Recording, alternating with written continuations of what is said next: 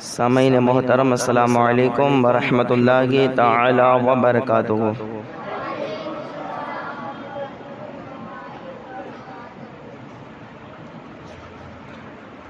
نحمده ونصلي ونسلم على رسوله الكريم، اما بعد، اعوذ باللہ من الشیطان الرجیم، بسم اللہ الرحمن الرحیم۔ قال اللہ تبارک وتعالی فی القرآن المجید والفرقان الحمید، الا ان اولیاء اللہ لا خوف علیہم ولا هم یحزنون۔ آمنت باللہ، صدق اللہ العظیم۔ عقیدت و محبت کے ساتھ بارگاہ رسالت مآب صلی اللہ تعالی علیہ وسلم میں درود پاک کا قیمتی ہار پیش فرمائے۔ اللہ رب محمد صلی اللہ علیہ وسلم، نحن عباد محمد صلی اللہ علیہ وسلم، صلاۃ و سلام علیک یا رسول اللہ صلی اللہ تعالی علیہ وسلم۔ آج کا یہ بیان ہمارا یہ آخری پروگرام ہے،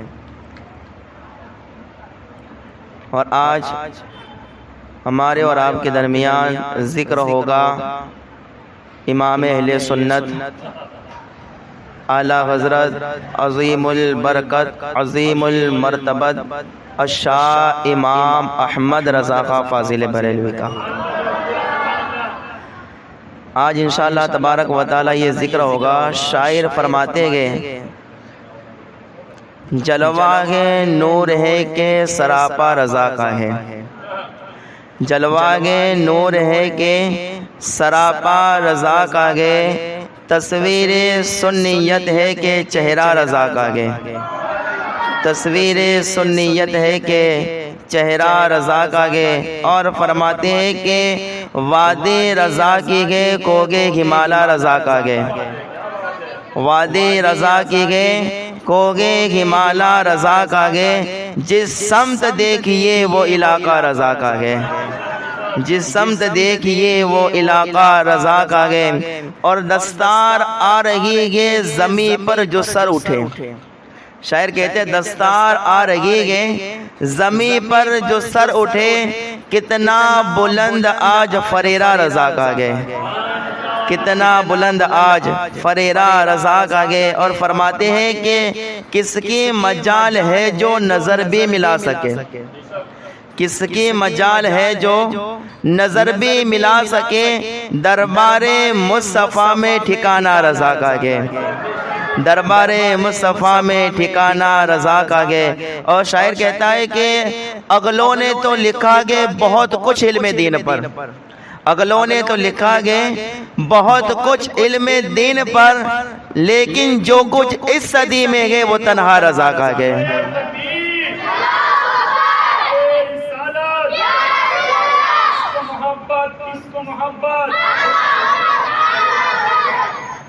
اگلوں نے تو لکھا گئے بہت کچھ علم دین پر، لیکن جو کچھ اس صدی میں ہے وہ تنہا، وہ تنہا، پیار سے بولے وہ تنہا رضا کا ہے۔ دیکھیے امام اہل سنت اعلیٰ حضرت رضی اللہ تعالی عنہ، رب تبارک و تعالی نے آپ کو بڑا مقام و مرتبہ عطا فرمایا، آپ کی شان نرالی۔ اور یہ بات بھی یاد رکھیں کہ آج میں نے یہ موضوع اسی لیے چنا کہ امام احمد رضا خاں فاضل بریلوی رضی اللہ تعالی عنہ کا، کہ ہم نے شروعات کی تھی اہل بیت سے اور ختم ہوگا اعلیٰ حضرت پہ، شروعات کی تھی، پیار سے بولے شروعات کی تھی اور ختم ہوگا اعلیٰ حضرت پہ۔ اعلیٰ حضرت پہ ختم اس لیے ہوگا تاکہ یہ بات واضح ہو جائے کہ اتنے دین بیان کرنا، اتنے فخر کے ساتھ شان اہل بیت بیان کرنا، شان صحابہ بیان کرنا، یہ وہی بیان کر سکتا ہے جو امام احمد رضا کا غلام ہوتا ہے، ورنہ کسی میں کیا مجال۔ یاد رکھیے یہ اسی وجہ سے میں نے آج کا یہ موضوع چنا گئے، امام احمد رضا خاں فاضل بریلوی رضی اللہ تعالیٰ عنہ۔ اعلیٰ حضرت رضی اللہ تعالیٰ عنہ کو رب تبارک و تعالیٰ نے وہ شان عطا فرمائی، وہ شان کہ آج آپ کا یہ نام امام احمد رضا، اور یہ پہچان کے لیے جسے مسلک اعلیٰ حضرت کہا جاتا ہے، یہ آج سنیت، یہ اہل سنت والجماعت کی پہچان ہے۔ اہل سنت والجماعت کے کیا گئے؟ اہل سنت والجماعت کے کیا گئے؟ دیکھیے کہ ہر دور کے اندر اہل سنت والجماعت کی پہچان رہی ہے، ہر دور کے اندر پہچان رہی ہے، مختلف طریقوں سے اہل سنت والجماعت کو پہچانا جاتا تھا۔ لیکن دیکھیے پہلے صرف سنی کہہ دیا جاتا تھا تو پتہ چلتا تھا یہ اہل سنت والجماعت سے، لیکن بعد میں کچھ خبیث ایسے پیدا ہو گئے کہ وہ بھی اپنے آپ کو سنی کہنے لگے، تب فرق ہی نہیں رہا کہ اب سنی کون ہے، اپنا کون پرایا کون پتہ ہی نہیں چلتا تھا۔ تو اس کے بعد جو گئے ایک اور لفظ اور ایک اور پہچان نکالی جسے حنفی کہا جاتا ہے۔ کیا کہا جاتا ہے؟ یعنی سنی حنفی جو اپنے آپ کو کہے وہ ہی اہل سنت والجماعت والا گئے، وہی اہل سنت والجماعت گئے۔ تو اب جو گئے یہ اس نام سے جب اہل سنت والجماعت کی پہچان ہونے لگی تو پھر کچھ ایسے خبیث اور برساتی کیڑے پیدا ہو گئے کہ وہ اپنے آپ کو سنی بھی کہنے لگے، حنفی بھی کہنے لگے۔ تو پھر پرابلم ہو گیا، کیا پھر پہچاننے میں نہیں آ رہا تھا کہ کون صحیح ہے اور کون غلط، پتہ ہی نہیں چل رہا تھا۔ لیکن اللہ اکبر، اس کے بعد پھر جو ہے ایک پہچان ہوئی، ایک پہچان سے پتہ چلنے لگا کہ اہل سنت والجماعت کون گئے اور اہل سنت والجماعت سے الگ کون گئے، اور اسی پہچان کو مسلک اعلیٰ حضرت کہا جانے لگا، بریلوی کہا جانے لگا۔ اور مسلک اعلیٰ حضرت اب تک وہ پہچان گئے کہ ہر کوئی اپنے آپ کو سنی بھی کہہ لیتا گئے، سنی حنفی بھی کہہ لیتا گئے، لیکن بریلوی نہیں کہتا گئے۔ بریلوی کہنے سے پتہ چل جاتا ہے کہ یہ اہل سنت والجماعت سے گئے، یہ اہل سنت والجماعت سے گئے۔ اور اگر بریلوی نہیں کہتا تو پھر پتہ چلتا ہے کہ یہ سنی بھی تو ہو سکتا ہے، حنفی بھی اپنے آپ کو کہہ لیتا ہے کہ یہ، لیکن یہ حقیقت میں سنی ہو سکتا، یہ حقیقت میں سنی ہو سکتا۔ یہ پہچان ہے مسلک اعلیٰ حضرت۔ مسلک اعلیٰ حضرت نیا مسلک نہیں ہے، اس بات کو بھی یاد رکھیے۔ مسلک اعلیٰ حضرت نیا مسلک، ہاں نیا مسلک نہیں ہے، نیا مسلک ہرگز نہیں ہے، یہ اہل سنت والجماعت کی پہچان، یہ مسلک اعلیٰ حضرت ہے۔ اور اعلیٰ حضرت کے نام سے اسی لیے پہچانا جاتا ہے، یاد رکھنا اعلیٰ حضرت کے ایک دشمن نہیں ہے، ہزاروں دشمن ہیں۔ کتنے دشمن ہیں؟ آپ کو ایک دو نہیں ملیں گے، ایسا نہیں کہ اس گلی کے اندر دو ہے تو پھر کہیں نہیں ملے گا، آپ کو شہر شہر، ڈگر ڈگر، نگر نگر، گلی گلی ملے گی۔ اور بڑے بڑے مزارات پر آج جب نام نہاد جو لوگ خادم بیٹھے ہیں نا، وہ بھی سخت اعلیٰ حضرت کے دشمن ہیں، سخت اعلیٰ حضرت کے دشمن۔ وارث پاک کے مزار پر چلے جاؤ، صابر پاک کے مزار پر چلے جاؤ، سرکار خواجہ ہند سرکار غریب نواز کے مزار پر چلے جاؤ، بہت سارے وہاں پہ خدام ہیں، لیکن وہ سخت اعلیٰ حضرت کے دشمن۔ وجہ کیا ہے؟ کیوں معلوم ہے؟ اعلیٰ حضرت کے دشمن کیوں گئے؟ حالانکہ جو اعلیٰ حضرت نے جو باتیں لکھی ہیں خود سے نہیں لکھی ہے، اعلیٰ حضرت نے جو کہا ہے وہ خود سے نہیں کہا ہے، وہ تو وہی کہا ہے جو قرآن نے کہا، وہی کہا جو حدیث نے کہا، جو بزرگوں نے کہا، اولیاء اللہ نے جو کہا ہے وہی کہا گئے۔ لیکن اس کے باوجود بھی اعلیٰ حضرت کے دشمن کیوں؟ اس کی وجہ یہ ہے کہ اعلیٰ حضرت رضی اللہ تعالیٰ عنہ نے جو کہ قرآن و احادیث کی روشنی میں حق کو واضح کر دیا گیا، صحیح کو واضح کر دیا گیا، حق کیا گئے اور صحیح کیا گئے۔ دیکھیے مزارات پر ہزاروں ہزار چادریں چڑھائی جانے لگی، غلط کام ہونے لگے، بے شمار غلطیاں ہونے لگے، تو پھر اعلیٰ حضرت رضی اللہ تعالیٰ عنہ نے مزار کے اوپر کتاب لکھی اور بتایا کہ مزارات پر یہ سارے کام ہوتے ہیں وہ غلط ہو رہے ہیں، مزارات پر سارے کام ہو رہے ہیں، کیا ہو رہے ہیں؟ اعلیٰ حضرت نے غلط کو غلط کہا۔ اب خادموں کو غلط اچھا لگتا تھا، اعلیٰ حضرت کو غلط اچھا نہیں لگتا تھا، اعلیٰ حضرت نے غلط کو غلط کہہ دیا، اس لیے کہ قرآن یہی کہتا ہے قل جاء الحق وزهق الباطل ان الباطل کان زهوقا، حق آیا اور باطل مٹ گیا، باطل کو مٹنا ہی تھا، جو حق ہے اسے حق ہی بیان کرو اور جو باطل ہے اسے باطل ہی بیان کرو۔ تو اعلیٰ حضرت نے حق بیان کیا، اعلیٰ حضرت کے سچ بولنے کی وجہ سے جھوٹوں کو لگ گئی مرچیاں، اعلیٰ حضرت کے سچ بولنے کی وجہ سے جھوٹوں کو کیا ہے؟ ظاہر سی بات ہے جھوٹوں کو پھر جلن ہونے لگے کہ یہ بھائی یہ کیوں سچ بتا رہے گے، یہ کیوں سچ بتا رہے گے۔ اللہ اکبر، ذرا دیکھیے اعلیٰ حضرت رضی اللہ تعالیٰ عنہ کا جب عشق انگڑائیاں لینے لگا تو امام احمد رضا فرمانے لگے مصطفیٰ جان رحمت پہ، بولو جا کے بولو مصطفیٰ جان رحمت پہ، شمع بزم ہدایت پہ۔ یہ اعلیٰ حضرت نے مکمل سلام حضور صلی اللہ علیہ وسلم کی شان میں آپ نے یہ لکھی، لیکن پھر ظاہر سی بات ہے یہ سلام جب پوری دنیا میں پڑھا جانے لگا تو جو نام نہاد سید ہے، کیسے سید؟ نام نہاد، نام نہاد کا مطلب نام کے، جو اصلی سید ہے نا، جو اصلی خون علی ہے، خون رسول ہے، میں ان کا بالکل احترام، ان کی جوتیاں اپنے سروں پر لے کے گھومتا ہوں، ذرہ برابر ان کا توہین کے متعلق کوئی تصور بھی نہیں، لیکن جو نام نہاد ہے کیسے ہے؟ صرف نام کے آگے لگاتے سید ہے، لیکن سید بولو سید نہیں، جیسے کہ یہ اجمیر کے آپ خادمی لے لیں، سارے کے سارے اپنے آپ کو آگے سید لکھتے ہیں، لیکن سارے کھٹملی کی اولاد ہیں، ان میں سے کوئی سید نہیں ہے، ان میں سے کوئی بھی۔ اب ظاہر سی بات ہے کہ جب اعلیٰ حضرت نے حضور کی شان میں جب یہ سلام لکھی نا، پوری دنیا میں جب مشہور ہونے لگی، تو اب ظاہر سی بات ہے کہ ان کے اندر حسد کی آگ بھڑکنے لگے۔ ان لوگوں نے اعلیٰ حضرت پر الزام لگا دیا اور کہا کہ اعلیٰ حضرت نے اپنے بیٹے مصطفیٰ رضا کی شان میں یہ کلام لکھا ہے، اس لیے یہ سلام نہیں پڑھنا چاہیے، اور دوسروں کو بہکایا، بڑکایا، اعلیٰ حضرت کے خلاف بڑکایا۔ ایسے کئی نام نہاد ایسے لوگ ہیں جو اعلیٰ حضرت کے نام سے دشمنی پیدا کرتے ہیں، لیکن ہمارے بزرگوں کا بل اولیاء اللہ کا ایک ہی کہنا گیا، اگر اس دور میں اپنے ایمان کی، اپنے عقیدے کی حفاظت چاہتے ہو تو مسلک اعلیٰ حضرت سے جڑ جاؤ۔ کس سے جڑ جاؤ؟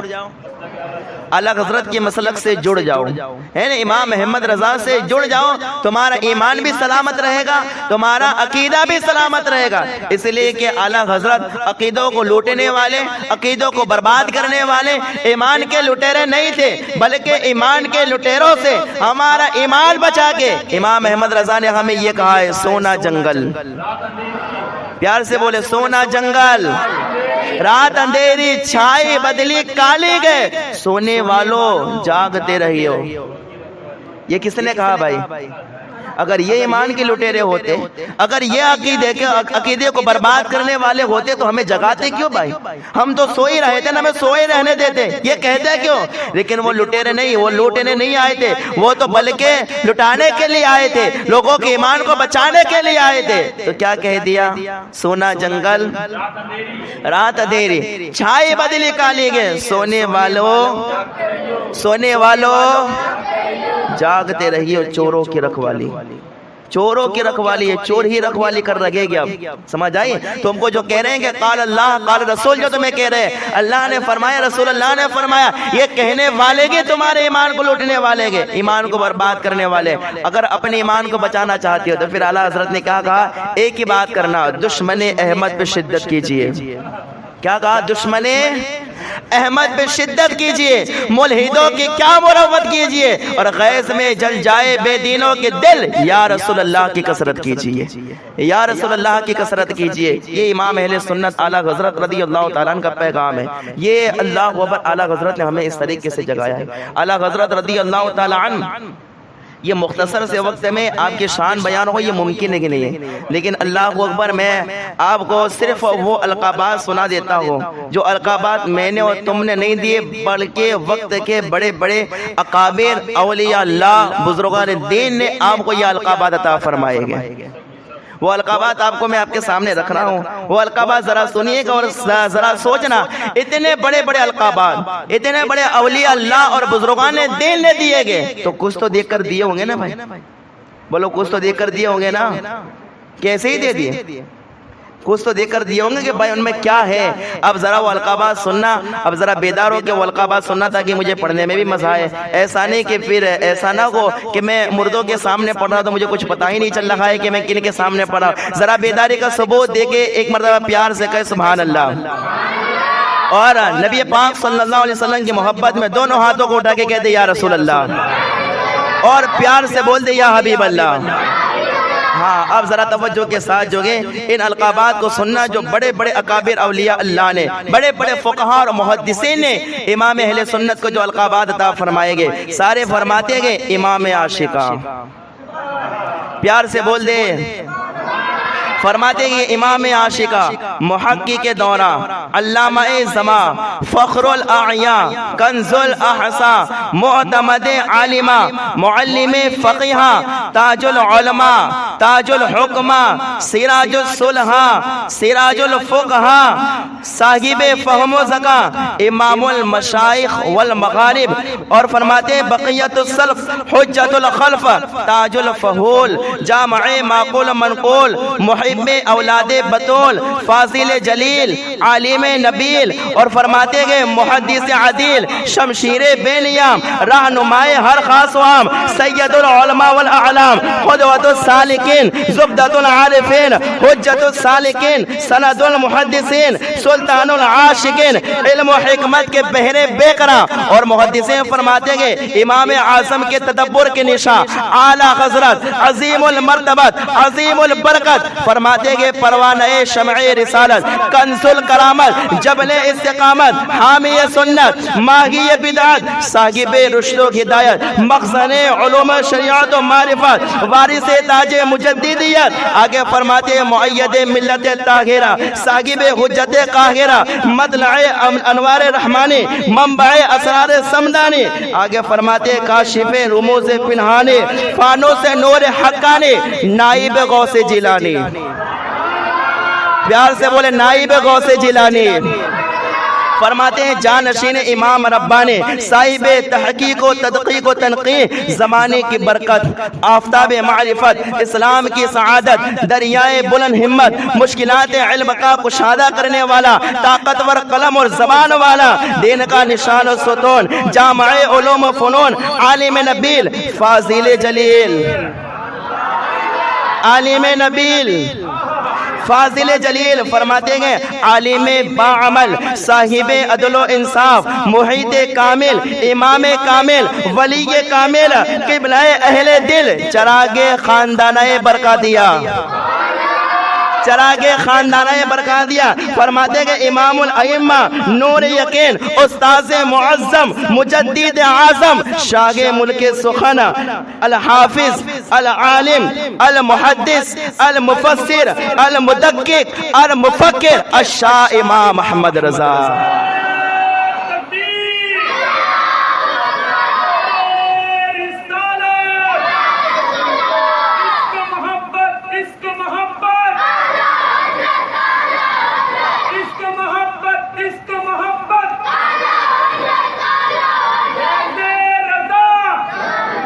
یہ ہے اعلیٰ حضرت رضی اللہ تعالیٰ عنہ کے القابات، یہ تو القابات ہیں، شان تو ابھی دو بالا گئے، شان تو ابھی دو بالا گئے، اللہ اکبر۔ اسی لیے تو کہنے والے نے کہا تھا نا کہ مانا عرب نے تجھ کو یگانا گایا عجم نے تیرا ترانہ مانے گے تجھ کو سارا زمانہ حامی سنت حامی سنت چیخ پڑے چوٹی کے وہبڑے پھاڑ دیے ہر ایک کے جبڑے خنجر حق کیا خوب چلایا حامی سنت اعلیٰ حضرت خنجر حق کیا خوب چلایا حامی سنت اعلیٰ حضرت۔ یہ ہے امام محمد رضا، یہ ہے اعلیٰ حضرت، اور خود ہی ارشاد فرماتے کیوں ملک سخن کی شاہی تم کو رضا مسلم، ملک سخن کی شاہی تم کو رضا مسلم، جس سمت آ گئے ہو سکے بٹھا دیے گئے، جس سمت آ گئے ہو سکے بٹھا دیے۔ اور یہ بات بھی یاد رکھنا اعلیٰ حضرت رضی اللہ تعالیٰ عنہ چاند گئے، کیا گئے امام اہل سنت کیا گئے؟ ہاں اب آپ مجھے بتائیے آسمان میں جو چاند ہے اگر کوئی یہ کہ یار یہ چاند مجھے اچھا نہیں لگتا اور تھوکنے کی کوشش کرے تو کس کے اوپر آئے گا؟ تھوکنے والے پر آئے گا نا۔ میرے امام وہی گئے جو تھوکے گا اسی کا منہ کالا، جس نے اعلیٰ حضرت کو کالا کہا وہ خود کالا، جس نے اعلیٰ حضرت کو اہل بیت کا غدار کہا وہ خود اہل بیت کا غدار، جس نے اعلیٰ حضرت کو معاذ اللہ رب العالمین اگر حضور کا دشمن کہا تو وہ خود دشمن رسول۔ اور امام اہل سنت جو گئے ہم لوگوں کے دل میں، اللہ اوپر میں آپ کو بات بتاؤں، اعلیٰ حضرت رضی اللہ تعالیٰ عنہ اللہ تعالیٰ نے کیسا علم آپ کو عطا فرمایا۔ دیکھیے آپ سے لوگ جو جلتے ہیں نا وہ آپ کے علم کی بنیاد پر، کس کی بنیاد پر؟ علم تھا اعلیٰ حضرت کے پاس، ایسا علم اعلیٰ حضرت رضی اللہ تعالیٰ چار کوٹھری میں اکثر بیٹھے رہتے، لوگ دعوت دینے کے لیے آتے لیکن جاتے ہی نہیں تھے۔ اب کبھی کبھار چلے جاتے ورنہ منائی کر دیتے. 4 کوٹھری میں بیٹھے تھے لیکن وہ 4 کوٹھری میں 4 دیواری میں قید تھے, 4 دیواری میں رہتے, لیکن حال یہ تھا کہ مکہ والے بھی آپ کو پہچانتے تھے, مدینے والے بھی آپ کو پہچانتے تھے, عرب و عجم کے بڑے بڑے مشائخ اور اولیاء کرام بھی آپ کو پہچانا کرتے تھے. کیوں؟ اس لیے کہ نہیں کہ اعلیٰ حضرت قیمتی جبہ پہنتے تھے, بڑی ٹوپی پہنتے تھے, اس لیے نہیں کہ آپ بڑی قیمتی گھڑیال پہنتے تھے, اس لیے کہ آپ کے پاس مولائے کائنات کے صدقے میں آپ کے پاس علم موجود تھا. آپ کے پاس کیا تھا؟ علم تھا, علم. اور اللہ کو ایک بات میں بتاؤں, آج اعلیٰ حضرت کی شان, اعلیٰ حضرت کے مجدد ہونے کی حیثیت سے میں بتاؤں, یہ ایک بات یاد رکھنا, دیکھو توجہ کرنا, میں آپ کو ایک بات سمجھانے لگا ہوں, بڑی پیاری بات. اعلیٰ حضرت ہمارے مجدد کون ہیں؟ اعلیٰ حضرت ہمارے مجدد کون ہیں؟ پیار سے بولے, ہمارے مجدد کون ہیں؟ اس میں گھبرانا نہیں چاہیے, اس میں بالکل نہیں گھبرانا, فخریہ طور پر کہنا چاہیے. آج تو یہاں اگر کوئی تمہیں کل دلی کے لال قلعے پر بھی چڑھا کے پوچھیں تمہارا مجدد کون, تو ادھر ادھر منہ نہیں دیکھنا, ایک ہی بات کہنے, ہمارا مجدد. بولا ہمارے مجدد, یہ ہمارے مجدد اعلیٰ حضرت ہمارے مجدد. لیکن ایک اور مجدد بھی ہے, ایک اور مجدد بھی ہے, لیکن یہ جو مجدد ہے نا, توجہ کرنا, یہ جو مجدد ہے نا وہ ہمارے مجدد نہیں ہے, یہ مجدد ہمارے نہیں ہے, یہ مجدد جو ہے نا وہابیوں کے ہیں. کس کے ہیں؟ اعلیٰ حضرت کس کے مجدد ہیں؟ ایک اور مجدد ہے, یہ وہابیوں کے. کون سے؟ ان کو اشرف علی تھانوی کہتے ہیں. اب ذرا توجہ کرنا, دیکھیں آپ نے یہ نام سنا نا, اب ایک بات مجھے اس سے یہ بتانی ہے کہ ایک حدیث پاک میں اللہ کے رسول صلی اللہ علیہ وسلم فرماتے ہیں کہ مجدد کون ہوتا ہے, مجدد کا کام کیا ہوتا ہے. بھائی مجدد کون ہوتا ہے اور مجدد کا کام کیا ہوتا ہے؟ تو حدیث میں اللہ کے رسول صلی اللہ علیہ وسلم فرماتے ہیں ان اللہ یبعث لہذه الامه علی راس کل 100 سنه من یجدد لها دینها. کہا کہ ہر 100 سال پر اللہ ایک مجدد کو پیدا فرماتا ہے, ہر 100 سال پر اللہ ایک مجدد پیدا کرے گا. اور فرماتا ہے مجدد کا کام کیا ہے؟ مجدد جو ہے امت کے لیے, لوگوں کے لیے ان کے دین کو تازہ کر دے گا. دین کو کیا کرے گا؟ بولو, دین کو کیا کرے گا؟ تازہ کرے. اچھا, دین کو تازہ کس کے ذریعے کیا جائے گا؟ یا تو قرآن کے ذریعے کیا جاتا ہے اور حدیث کے ذریعے. قرآن اور حدیث کے ذریعے دین تازہ ہوتا ہے. مجدد کا کام کیا ہوتا ہے کہ امت کے اندر جو خرافات ہیں, امت کے اندر امت کے اندر جو بھی مسائل غلط طریقے سے رواج پا رہے ہیں, ان مسائل کو ختم کر کے دین کو تازہ کرنا. دین کو کیا کرنا؟ یہ کس کا کام ہوتا ہے؟ مجدد کا کام ہوتا ہے. تو سمجھ میں آیا کہ مجدد جو ہے جاہل نہیں بلکہ کیا ہوتا ہے؟ عالم ہوتا ہے. مجدد علم والا ہوتا ہے. اور ہمارے ائمہ اسلامیہ نے جو مجدد ہونے کے جو شرائط لکھے ہیں نا, ان میں ایک شرط یہ بھی لکھی گئی کہ مجدد کے پاس اتنا علم ہونا چاہیے کہ پوری دنیا کے علماء اس کے علم کا اعتراف کریں, کوئی شک نہ کرے, انگلی نہ اٹھائے, اس کے علم کا لوہا مانے. اسے کیا کہتے ہیں؟ اچھا, اب دیکھیے, اس سے پہلے مجھے اپنے مجدد کی شان بیان کرنے سے پہلے ان کے مجدد کا بتانا پڑے گا. ہاں, کیوں پتہ ہے معلوم ہے آپ کو؟ یہ لوگ اسی لیے گھبرا جاتے ہیں کہ یار اتنے بڑے امام کے ساتھ ساتھ اس بڑوے کا ذکر آپ کیوں کر رہے گئے. لیکن بتانا مقصد یہ ہے کہ آپ کو میں بتاؤں, اگر آپ سے میں کہوں کلمہ طیبہ پڑھو, کیا پڑھیں گے آپ؟ کلمہ طیبہ اگر میں کہوں پڑھو تو آپ کیا کہو گے؟ لا الہ محمد لا الہ محمد صلی اللہ علیہ وسلم. اب ذرا دیکھیں, کلمہ جب ہم پڑھتے ہیں, مسلمان ہونے کے لیے سب سے پہلی شرط ضروری کیا ہے؟ کلمہ. تو کلمہ جب ہم پڑھتے ہیں تو پہلے کیا کہتے ہیں؟ لا. کیا کہتے ہیں؟ لا الہ الا, لا الہ پڑھتے ہیں نا, یعنی پہلے یہ کہتے ہیں کوئی بھی معبود نہیں, کوئی بھی عبادت کے لائق نہیں. اس کے بعد پھر ہم اللہ کی وحدانیت کا اقرار کرتے ہوئے کہتے ہیں کہ الا اللہ. لا الہ الا اللہ کہنے کے بعد ہم جو لا الہ کہتے ہیں, یعنی کوئی معبود نہیں, یہ کہنے کے بعد ہم جو سارے جو معبودان باطل ہے, جتنے بت ہیں, سارے بتوں کو جھوٹا قرار دیتے ہیں. لا الہ کہنے کے بعد سارے بتوں کو کیا کرتے ہیں؟ سارے بتوں کو جھوٹا کہنے کے بعد پھر ہم کہتے ہیں کہ اگر کوئی عبادت کے لائق ہے تو الا اللہ, تو وہ کون سی ذات ہے؟ بولو کون سی ذات ہے؟ تو یہ کلمہ ہمیں بتا رہا ہے کہ پہلے رد کرو پھر شان بیان کرو. پہلے کیا کرو؟ پہلے کیا کرو؟ رد کرو پھر شان بیان کرو. اس لیے امام اہل سنت اعلیٰ حضرت رضی اللہ تعالیٰ عنہ پہلے رد کرتے تھے پھر اپنے بزرگوں کی شان بیان کرتے تھے. تو اگر پہلے میں ان لوگوں کا نہیں بتاؤں گا تو میں پتا کیسے چلے گا کہ مجدد کیا ہوتا ہے؟ تو میں پتا کیسے چلے گا کہ اعلیٰ حضرت کون ہے؟ ذرا دیکھیے، ایک ہمارے مجدد کا بعد میں تذکرہ، پہلے ان کا رد سنیں. رد کرنا بھی ضروری ہے، اس لیے کہ رد کرنا یہ تو ہمیں کلمے نے بتایا ہے کہ تم بغیر رد کے تم کامل مسلمان ہو ہی نہیں سکتے. لوگ رد نہیں کرتے گا، اس کو برا مت کہو، اس کو برا مت کہو، وہ بھی چلتا گئے. وہ کہتے ہیں نا کہ اللہ اوپر پوپٹ بھی چلے، کاغڑا بھی چلے، سب چلے. کوئی تمہیں کہتے کہ ہاں یہ بہت بڑے بابو ہے، تو ہاں یہ بابو ہے. کل اٹھ کے کوئی کہتا نہیں یہ بہت بڑا سادھو ہے، تو کہا سادھو ہے. جو چلتا ہے وہ چلنے دو. جو یہ لوگوں کا کام ہے کہ لیکن ہم جو ہے اعلیٰ حضرت کے غلام ہیں.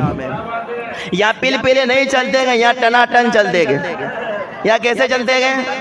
ہاں، یا ٹی ٹی ایس چلتے گئے، یا بالکل پل پلے نہیں چلتے گئے. اسی وجہ سے پہلے ان کی بات سنیں. ان کا کام کیا تھا؟ ان کا ایک مجدد، یہ لوگ ان کا ایک مجدد ہے، یہ لوگ اشرف علی تھانوی کو مجدد کہتے ہیں. اب میں نے آپ کو بتایا مجدد کا کام کیا ہوتا ہے؟ دین کو تازہ کرنا، دین کو تازہ کرنا، اور جو ہے خرافات کو، ساری جہالت والے کاموں کو مٹا دینا، یہ ایک مجدد کا کام ہوتا ہے. اب ان کا مجدد دیکھیں کتنا علم والا ہے. ایک بزرگ نے بہت اچھی بات لکھی ہے، کہا کہ ان کا جو مجدد ہے نا اسے عالم کہنا تو بہت دور کی بات ہے، یہ تو بہت بڑا جاہل تھا. کیا تھا؟ بہت کیا؟ اچھا، ایک بزرگ نے تو یہاں تک کیا تھا، اسے جاہل مت کہو ورنہ یہ تو جاہلوں کی بے ادبی ہو جائے گی. اسے ابو جہل کہو، اسے کیا کہو؟ ہاں، یہ جاہلوں کا باپ تھا. دیکھیں ذرا اس کا علم دیکھیں. اسے لوگ مجدد کہتے. ذرا اس کی دیکھو، اس کا تجدیدی کارنامہ دیکھیں. اللہ اکبر. اس کا حال یہ تھا کہ یہ خود کہتے ہیں کہ میں نے صرف نا درسی کتابیں پڑھی ہے. درسی کتابیں کیسی کتابیں؟ یعنی جو کورسنگ کی کتابیں آتی ہیں نا اسکولوں میں جو پڑھائی جاتی ہیں اور اسی طرح دارالعلوم میں پڑھائی جاتی ہے، کہا وہی کتابیں پڑھی، اس کے علاوہ میں نے کچھ نہیں پڑھا. پھر ایک جگہ پر یہ خود کہتے ہیں کہ وہ درسی کتابیں بھی میں پڑھ کے بھول گیا. یہ ان کا مجدد یہ کہتا ہے کہ میرا دماغ اتنا کمزور ہے کہ میں جو پڑھتا ہوں مجھے کبھی یاد ہی نہیں رہتا، مجھے کبھی یاد نہیں رہتا. تو اب اس سے لوگ مسئلے پوچھنے کے لیے آتے تھے، مسئلے. تو اس نے سوچا یار مجھے تو کچھ آتا نہیں ہے، لوگ میرے پاس مسئلے پوچھنے آتے تو کیا کروں میں؟ تو اس نے کیا ایک الٹا کام شروع کر دیا تھا. کہا کہ جو بھی آدمی سوال کرنے کے لیے آئے اسے جواب بعد میں دینا گے، پہلے الٹا اسے ہی سوال کر دینا. اس نے ایک نیا طریقہ نکالا. اس سے سوچا میں تو پڑھا لکھا ہوں نہیں، میں تو بالکل ابو جہل ہوں، ہے نا. تو اب میرے پاس تو کچھ ہے نہیں، تو لوگ مجھ سے پوچھیں گے تو میں جواب کیا دوں گا؟ اگر میں جواب نہیں دوں گا تو میری تو پھر لوگ مجھ سے جو مرید ہو رہے ہیں، میرے پاس جو آ رہے ہیں وہ سب دور ہو جائیں گے، میرا کھانا پینا بند ہو جائے گا. تو پھر کیا کرے؟ اس نے ایک نیا طریقہ نکالا. جو سوال کرے سوال کا جواب نہیں دینا، الٹا اسے سوال کرنا. الٹا اسے کیا کرنا؟ ایک آدمی نے اسے سوال کیا اشرف علی سے. کیا سوال کیا سوال یہ کہ بتائیے کہ اسلام میں یہ 5 وقت کی نماز کیوں ہے؟ اسلام میں جو ہے 5 وقت کی نماز، فجر، ظہر، عصر، مغرب، اور یہ 5 وقت کی نماز کیوں ہے؟ تو یہ تو ہر کوئی جانتا ہے، یہ 5 وقت کا جو فلسفہ ہے نا، اگر کوئی اسے پڑھ لے نا تو اگر غیر مسلم بھی پڑھ لے تو وہ کلمہ پڑھ کے مسلمان ہو جائے گا. یہ ایک فلسفہ ہے پورا کہ 5 وقت کی نماز اسلام میں کیوں ہے، اس کے کیا برکات ہے، اس کا کیا فلسفہ ہے، پورا فلسفہ ہے اس کا. لیکن یہ سب لوگوں کو آتا ہے، لیکن ان کے مجدد کو نہیں آتا تھا. ان کے مجدد اس کا جواب. تو کسی نے پوچھ لیا کہ اسلام میں 5 وقت کی نماز کیوں ہے، تو معلوم ہے کیا جواب دیا؟ یہ افادۃ الیومیہ کے اندر یہ بات لکھی ہوئی ہے ان کی کتابوں میں سب. تو کہا کہ جواب یہ دیا تو یہ بات کی بات ہے کہ یہ جو ہے اسلام میں 5 وقت کی نماز کی، یہ بات کی بات ہے. پہلے میرے اس سوال کا جواب دے کہ تیری ناک یہ آگے کیوں ہے، پیٹھ کے اوپر کیوں نہیں ہے؟ ان کا مجدد ہے، کیا کہتا ہے؟ تیری ناک یہ آگے کیوں ہے، پیٹھ کے اوپر کیوں نہیں ہے؟ وہ بیچارہ بھاگ گیا، وہ بھاگ گیا بیچارہ. اب ذرا دیکھیں اسی طرح سے ایک اور سوال کرنے والا ہے. کسی اور نے بھی اس کو ایک سوال کیا تھا، کوئی اسلامی تعلق سے مطلب سوال کیا تھا. تو اسے کیا جواب دیتے ہوئے کیا کہتا ہے؟ اچھا تیرے سوال کا میں بعد میں جواب دوں گا، پہلے تو یہ بتا کہ حج جو ہے مکہ میں کیوں ہوتا ہے، ممبئی میں حج کیوں نہیں ہوتا ہے؟ یہ اس کی ساری جہالتیں تھیں، ساری جہالتیں. یہ کبھی سوالوں کے جواب نہیں دیا، بڑا جاہل تھا. اور اس کی ایک کتاب ہے، اس کی کتاب تجدیدی کارنامے کی کس کی کتاب ہے معلوم ہے؟ یہ کتاب کا نام کیا ہے؟ بہشتی زیور. کتاب کا نام کیا ہے؟ کیا نام ہے؟ بہشت کا معنی ہوتا ہے جنت.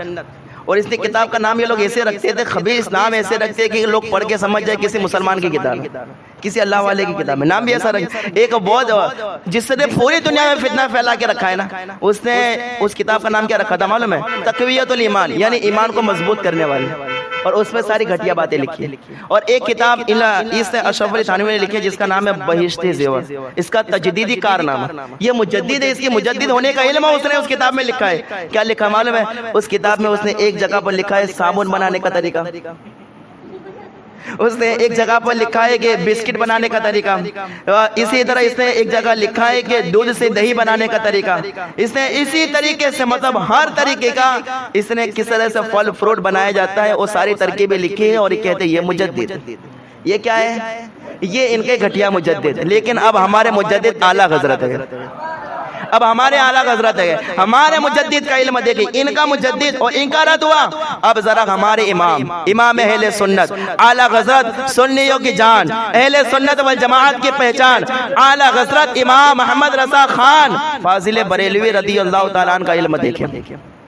ایک بہت بڑے بزرگ گزرے ہمارے مسلک کے، بہت بڑے بزرگ. ان کا نام ہے وسیع احمد صورتی. کیا نام ہے؟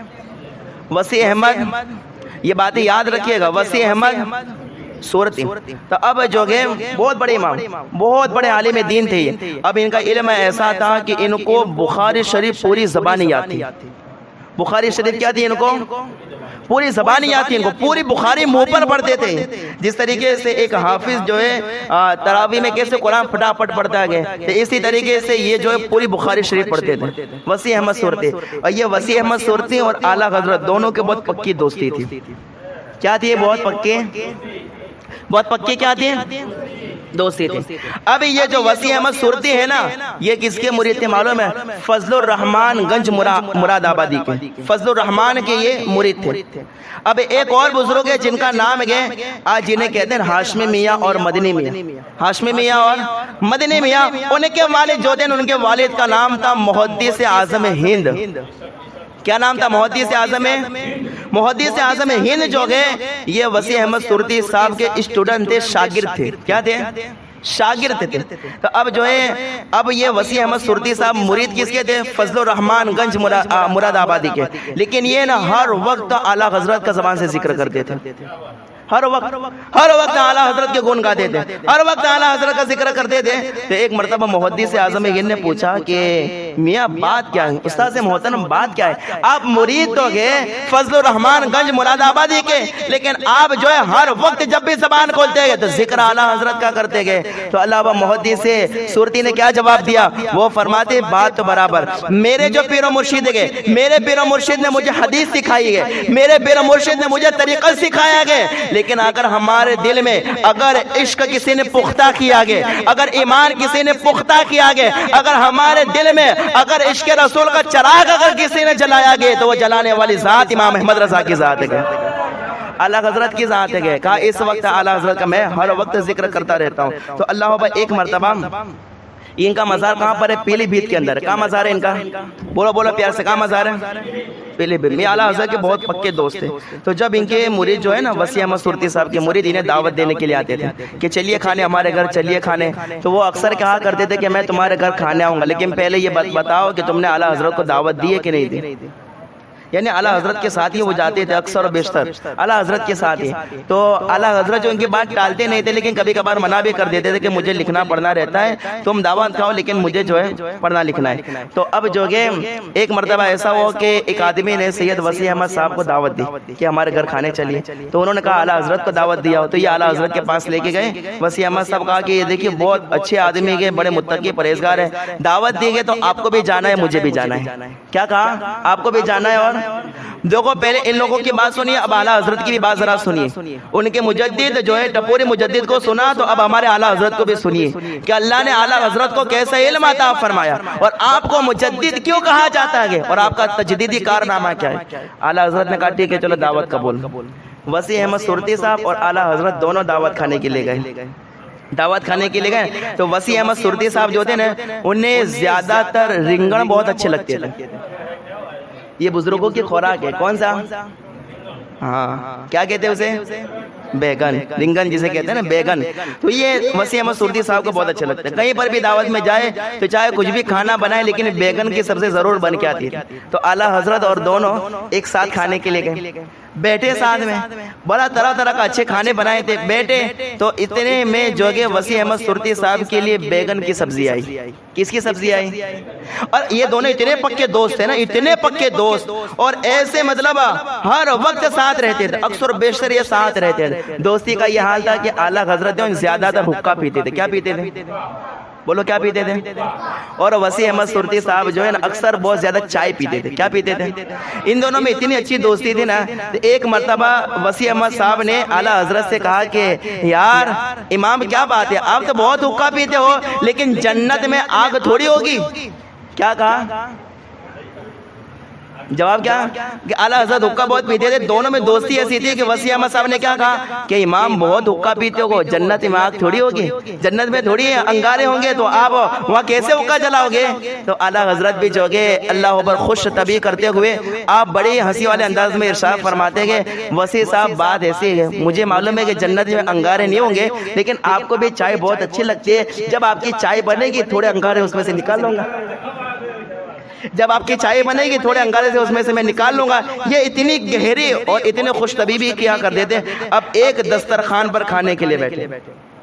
ان کا مجدد تھا کہ اس کو نماز کے مسائل بھی یاد نہیں تھے، کچھ بھی یاد نہیں تھا. اور ایک ہمارے مجدد ہے، ذرا توجہ کرنا، تجدیدی کارنامہ امام اہل سنت کا دیکھیں. اعلیٰ حضرت رضی اللہ تعالیٰ بیٹھے کے دسترخوان پر اور اتنے میں ان کے لیے وسیع احمد سورتی صاحب کے لیے بیگن کی سبزی آئی. کیا کی سبزی آئی؟ اب ذرا توجہ کے ساتھ پیار سے بول دو سبحان اللہ. وسیع احمد صاحب کے لیے بیگن کی سبزی آئی. اعلیٰ حضرت نے بیگن کی سبزی کو دیکھا تو مسکرائے، اور مسکرانے کے بعد کہاں بیٹھے گے بھائی؟ دسترخوان پر. کہاں بیٹھے؟ دارالعلوم میں نہیں بیٹھے، مسجد میں نہیں بیٹھے، کتابیں لے کے نہیں بیٹھے. کہاں بیٹھے؟ اور دسترخوان پر کیوں بیٹھتے بھائی؟ بولو کیوں بیٹھتے ہیں؟ اب یہ کھانے کے لیے بیٹھے، ہمارے مجدد کھانے بیٹھے دسترخوان پر، اور وسیع احمد صاحب کے لیے کیا ہے؟ بیگن کی. اعلیٰ حضرت نے بیگن کی سبزی کو دیکھ کر کہا کہ کیا بات ہے وسیع احمد صاحب، آپ بہت بیگن کی سبزی کھاتے ہیں. کہا کہ حضور بہت اچھی لگتی ہے کھانے. کہا کہ ایک بات بتاؤ، اتنے زیادہ بیگن کھاتے ہو، کہیں حدیث میں بھی بیگن کا تم نے پڑھا ہے؟ کیا کہا؟ اتنے سارے بیگن کی سبزی کھاتے ہو آپ، تو کہا بیگن کا ذکر، بیگن کی تعریف کبھی تم نے حدیث میں پڑھی گئے؟ اللہ اکبر. وہ بھی جو ہے حدیثوں کے پڑھنے والے، وہ بھی جو ہے قرآن پڑھنے والے فوراً جواب دیتے ہیں ہاں امام اہل سنت میں نے جو ہے حدیث میں بیگن کی تعریف کو پڑھا گئے. کہا کہ بیگن کی تعریف کو پڑھا گئے. ابھی دسترخوان پر بیٹھے گئے، امام فرماتے ہیں تو کیا پڑھا ہے تم نے، ذرا سنائیے. تو اللہ با وسیع احمد صاحب حدیثیں سنانے لگے.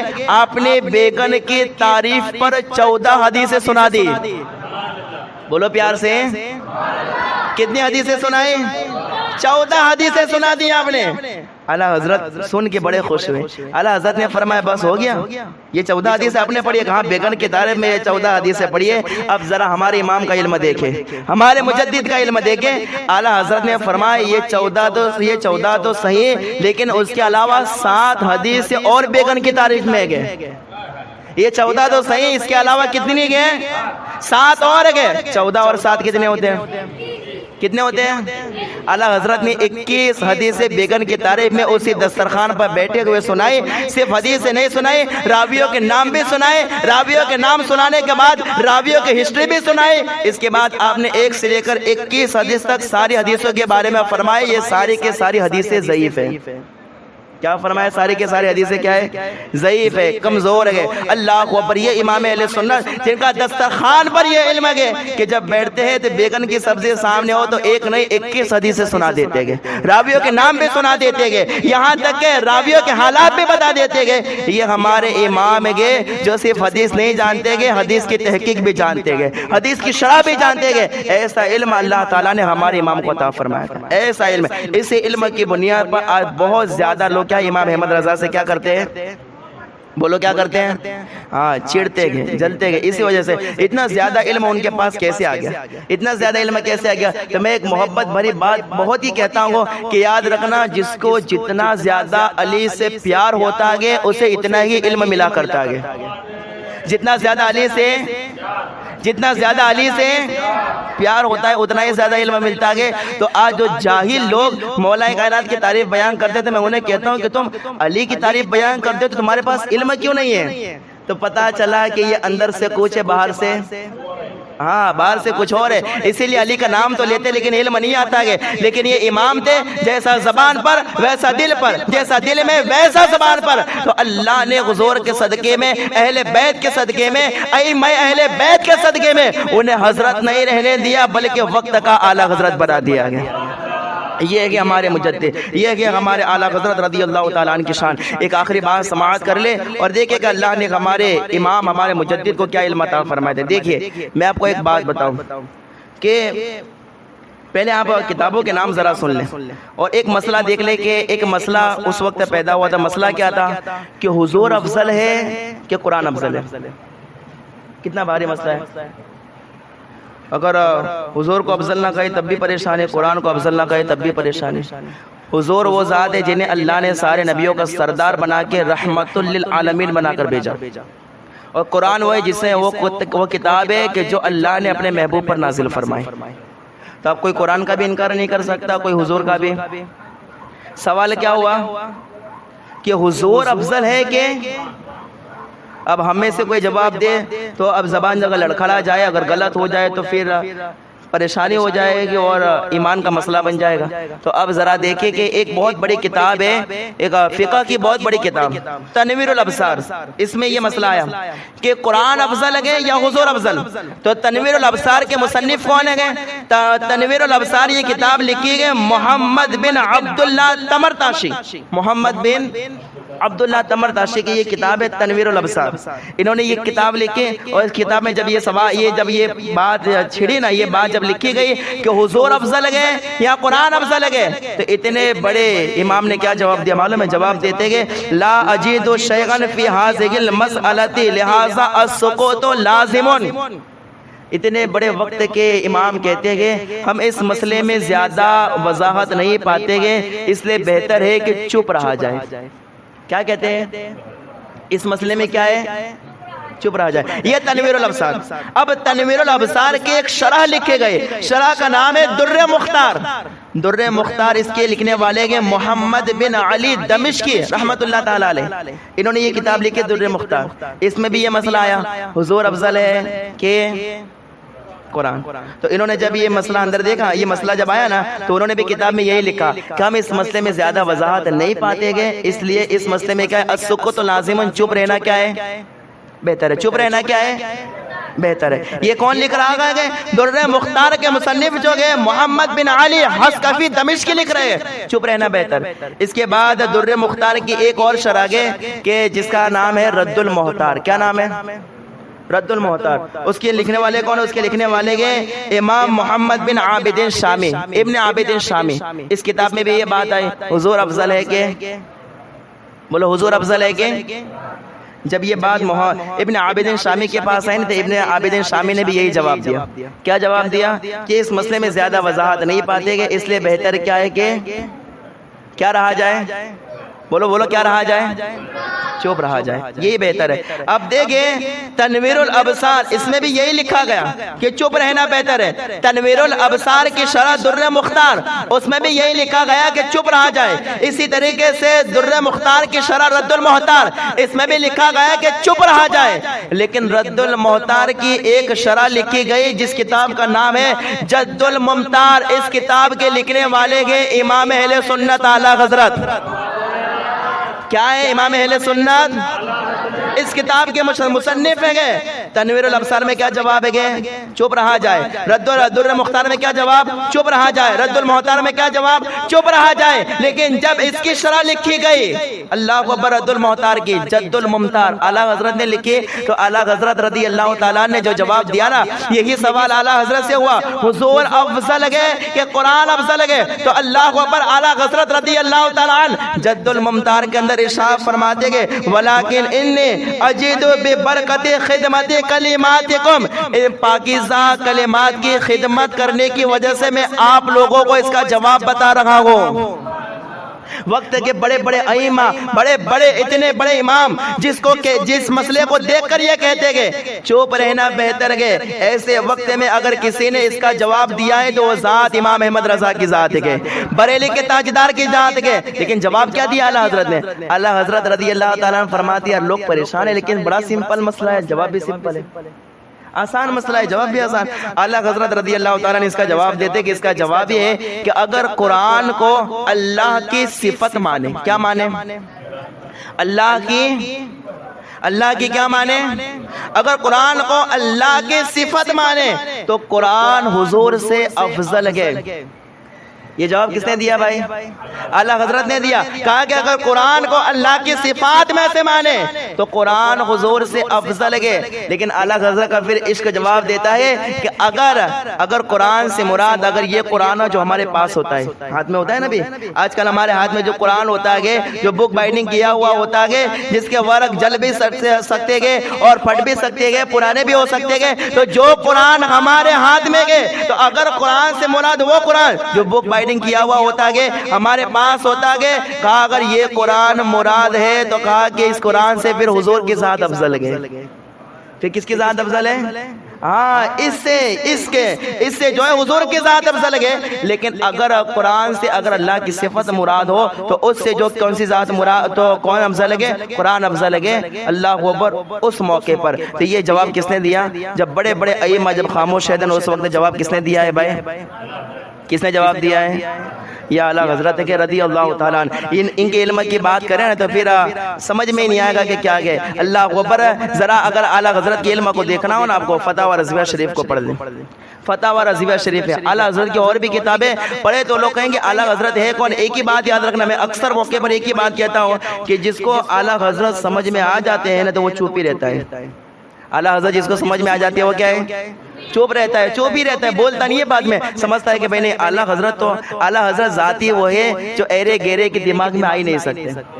ہاں جن کے کھوپڑوں میں جوگے برساتی کیڑے کو، جن کے کھوپڑوں میں غلاظت بھرے کو، جن کے کھوپڑوں میں جوگے صحابہ کا بغض بھرا کو، اہل بیت کی دشمنی جن کے کھوپڑوں میں بھری ہوئی کو، اس کھوپڑے میں کبھی اعلیٰ حضرت آ ہی نہیں سکتے گے، اس دماغ میں کبھی اعلیٰ حضرت آ ہی نہیں سکتے گے۔ اعلیٰ حضرت کو سمجھنے کے لیے دماغ کا بھی پاک ہونا ضروری ہے اور دل کا بھی پاک ہونا ضروری ہے۔ ناپاک لوگ کبھی بھی اعلیٰ حضرت کو سمجھ پا سکتے نہیں ہیں۔ یہ اعلیٰ حضرت رضی اللہ تعالیٰ، میں نے کچھ باتیں آپ کے سامنے عرض کی، بس رب کی بارگاہ میں دعا کرے کہ اللہ تبارک و تعالیٰ ہم سب کو کہنے سننے سے زیادہ اعلیٰ حضرت رضی اللہ تعالیٰ عنہ کے سیرت اور ان کے نقش پا پر چلنے کی توفیق عطا فرمائے۔ میرے بولنے سننے میں کوئی غلطی اللہ اپنے فضل و کرم سے معاف فرمائے۔ استغفر اللہ رب من کل ذنب و اتوب الیہ۔ اقرأوا الفاتحہ۔